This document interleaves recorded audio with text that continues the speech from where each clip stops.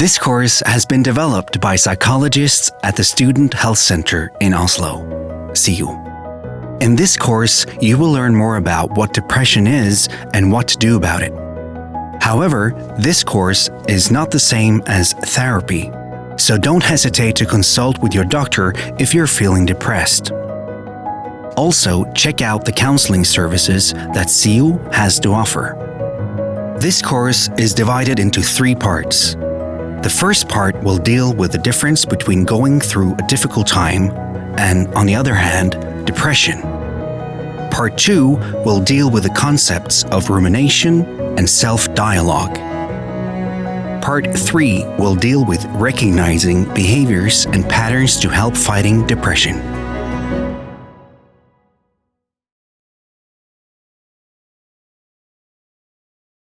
Part 1. Am I depressed, or am I just having a difficult time? It can be hard to differentiate sometimes. One of the main symptoms of depression is sadness. But sadness is also a common feeling, one we all experience in everyday life. Having a difficult time can be defined as a succession of many negative experiences.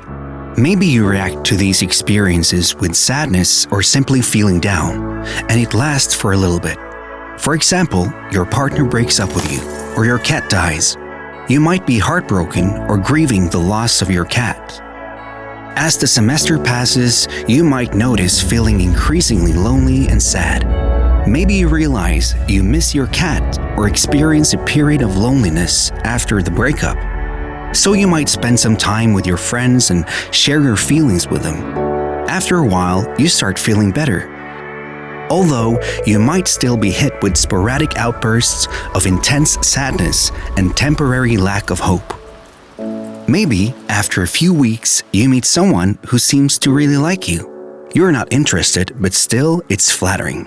Suddenly, you feel less lonely. A period of sadness is a common reaction to a negative life event. It's painful, but it passes. Sometimes life gives us lemons. Sometimes it hands out a whole bag of them. Having a difficult time is when you're sad for a long time and you know why you're sad and the reason why. Your self-esteem has taken a hit, but it goes back to normal within days or weeks. Your sad feelings fade away, come back, and fade away again.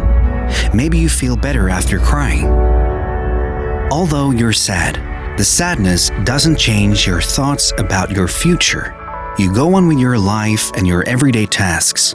It's hard, and sometimes you might be on the verge of giving up, but you keep going. Your friends understand why you're sad and agree with your assessment of the severity of the situation. This is a sign that your thinking is not biased. All of these things are signs that you're going through a difficult time. Depression, however, is when you feel overwhelmed, helpless, and hopeless over time. No positive events in your life seem to change this. You ruminate continuously and are unable to stop. You ask yourself constantly, why me? Thoughts might center around questions like, why did this happen to me? Why can't I do anything right? Your perspective is stuck in the past on events that have already happened. Your future seems bleak, and you may not share your thoughts and feelings with the people close to you because depression makes you think they won't understand.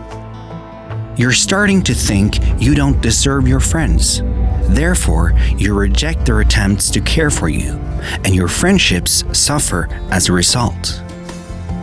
Other people don't seem to understand your negative thoughts about yourself and might argue against them. But still, you think your thoughts are valid. You may feel that you've changed and don't recognize yourself. You feel like you're standing in a hole, trying to dig yourself out, but end up digging even deeper. When we struggle with depression, we feel hopeless and helpless. But all that is part of the brain's propaganda, caused by the illness. Thoughts or feelings of hope are just not as available to a depressed person. But that doesn't mean that there's no hope. We are visited by many untrue thoughts and ruminations when we are depressed. There is always hope in life. There is always a crack of light somewhere. To repeat, a depression is when the sadness doesn't let go after a period of 2 weeks. The sadness is persistent through the whole day and night. You ruminate and analyze and feel like you have no control over these thoughts. Your self-esteem drops sharply. You avoid contact with others. Your symptoms are so severe that you're not able to keep up with everyday life. When should you seek help? When your sadness and hopelessness is prolonged and consistent for more than 2 weeks. When others say they're worried about you. When you experience a drop in school results due to the symptoms. If you have thoughts about death, suicide, or being a burden for those close to you. How we think changes during a depression. We become more sad and pessimistic. Positive thoughts become rarer. We overthink and worry too much. The changes in the brain affect our memory and ability to focus. Depressed people are often concerned about these changes in memory. But as depression fades, memory is restored and it becomes easier to concentrate.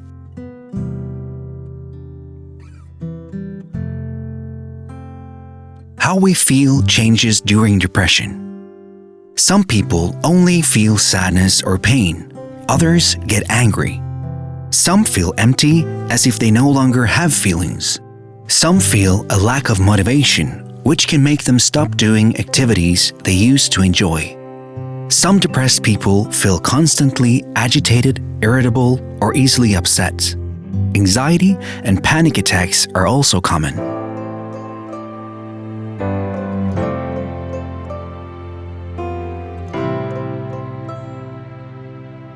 How we behave changes during depression.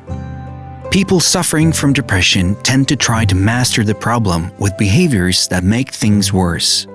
Examples include avoiding situations that used to be enjoyable, reducing their activity level, resting or sleeping too much or too little, waking up way too early, not being able to go back to sleep, self-harming, numbing their pain with alcohol, drugs, or pills, eating more or less than usual, a lack of interest in sex.